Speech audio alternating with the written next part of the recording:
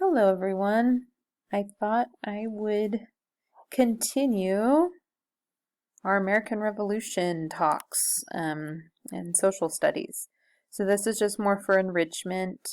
You're not required to do anything as far as assignments, but I know a lot of you love history like I do, and I just want to keep sharing where we left off of the different battles that have happened. So the next battle in history that we want to talk about is the Battle of Bunker Hill. And this is located near Boston. So when I went on my Boston trip, I was able to go here. So we were able to go see the site of where the battle happened. As you can see, the monument here.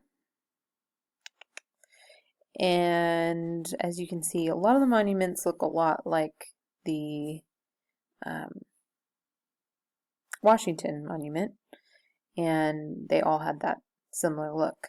But I think it just helps symbolize our history, and that is an important place to remember. So, when did it happen? It happened June 17th, 1775. So, some background. The Battle of Bunker Hill occurred shortly after the war began on the outskirts of Boston. And as we know, Lexington and Concord is definitely on the outskirts of Boston. Patriots heard that the British were coming to take over Bunker Hill and Breed's Hill. And Britain wanted to use the hills to bombard Americans from a distance. The hills, the location of where it is, it's right on the water. So again, it had a good location, and the reason why, just kind of like when we talked about Fort Ticonderoga, is that same idea. Location, location, location. So Patriot troops crept onto the hill and worked all night building a fort to defend themselves, and they were exhausted and hungry. So that took a lot of work to do that in one night. And the famous person involved with this particular battle is our American Colonel William Prescott. And he has a famous quote that says, don't fire until you see the whites of their eyes. Now you have to think about, what does that mean? Don't fire until you see the whites of their eyes.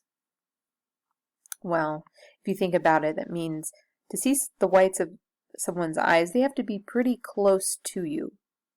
And so they wanted to hold off on firing until they were close enough to be a threat. So he's known for that. So this is a statue of Colonel William Prescott to recognize him and the great work that he did. This other thing, it's called the Massachusetts Gate. It's a little hard to read, but I'll read it for you on what it says. It says, Colonel William Prescott of Massachusetts led the colonial forces here on Breed's Hill. His commanding figure and strong will inspired the farmer soldiers to the greatness of the day. Dr. Joseph Warren commissioned a major general elected to serve Prescott as a private in the battle. Dr. Warren, an early leader in the Revolution, was killed on this battlefield in the waning moments of the conflict. Sorry, it's harder to read.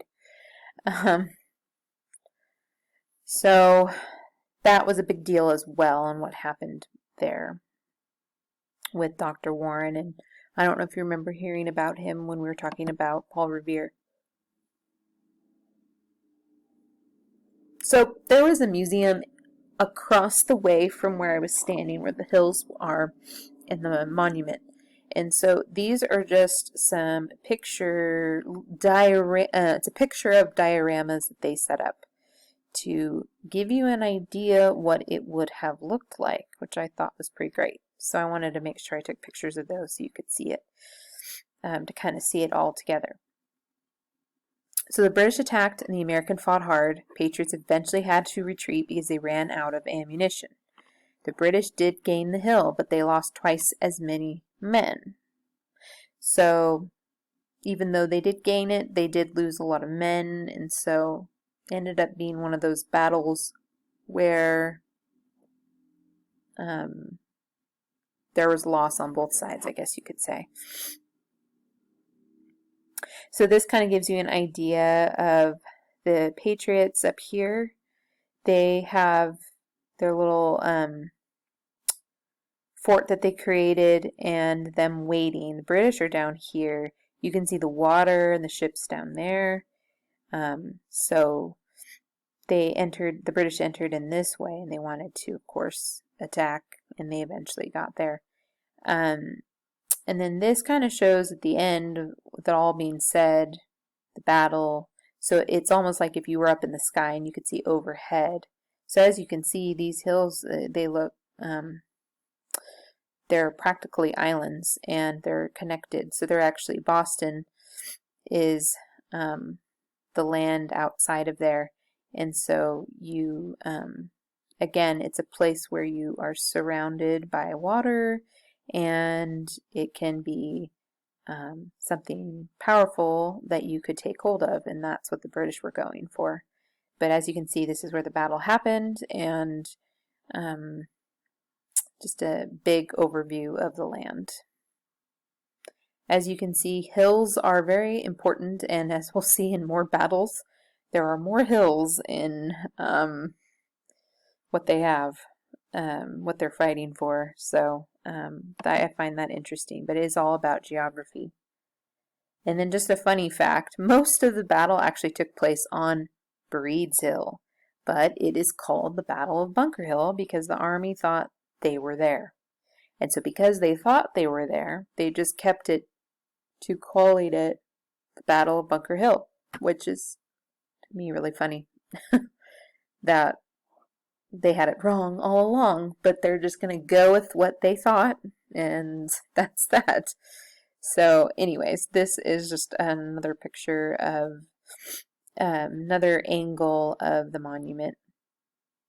It was very hot that day in Boston, and because it was so hot, there's actually an elevator that goes up, so you could go to the top, but because it was so warm, they said that, I guess, yeah, the elevator wasn't working. I think that's what it was. And they had a staircase where you could walk up if you wanted, but because of the heat, they told everyone, sorry, you can't go up there, because they didn't want people to pass out. So we didn't get to go up there, but we did get to enjoy it from down below. And really, yeah, it's just one hill with all of this. It's not very big, but that's where it all happened.